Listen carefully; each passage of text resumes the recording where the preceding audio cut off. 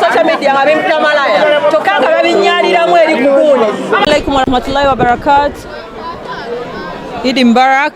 Tubagaliza mwenna bannayuganda mwenna abaislam tubagaliza Idi ennungi eyokusala ebisolo ey'emirembe mwenna Katonda beyawaamukko abalinamukko mwandibadde nga tuyamba kwabo abantu baffe abatali in position kubeera nga bateekawo ki nga basaddaaka bagabula ku banaku twandibadde tweyamba kubanga zino empeera ze tufunamu nga tukoze ekintu kino ku Idi eno ey'okusala ebisolo nga tugoberera Nabbi Ibrahim alayhi salam we yasala endiga kugamba ne tugenda nga tugoberera jjajjaffe Nabbi Ibrahim alayhi salam nabwe kityo tuli wano ku ONS tubadde twatambula ebitundu ebyenjawulo nga tugaba ente ewala kati leero tuli ku office ngera we twabaga nti ne office egenda kubeera ng'egabula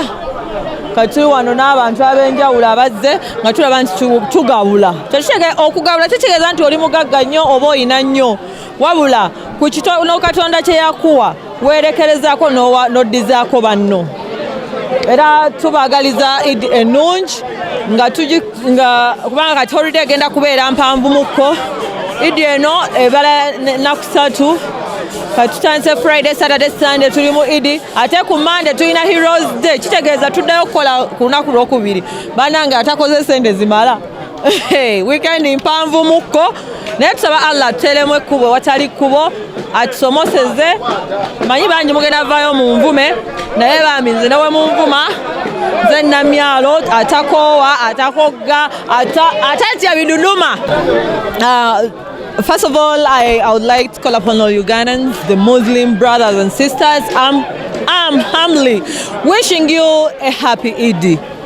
About the guest chat today is EID al ADHA. This is the Idi for slaughtering. You slaughter either a goat, cow,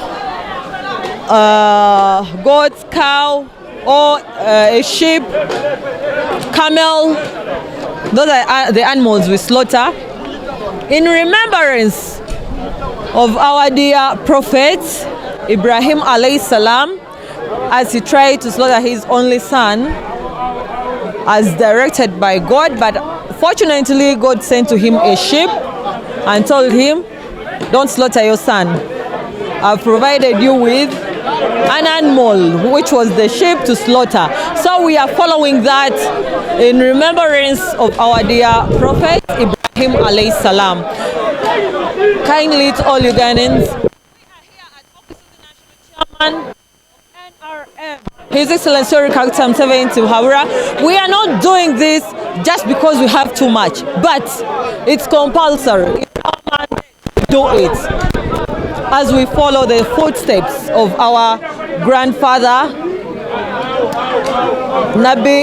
Prophet Ibrahim alayhi salam. So I call upon all these guys, you guys who have some money, guys that God gave something in your pockets, kindly let us give back to the poor. And I wish you a happy Idi. May God bless us all. Thank you.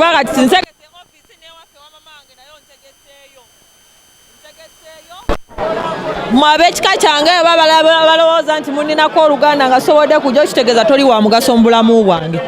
Byebyo malaya ey'omukisa ate eyinamu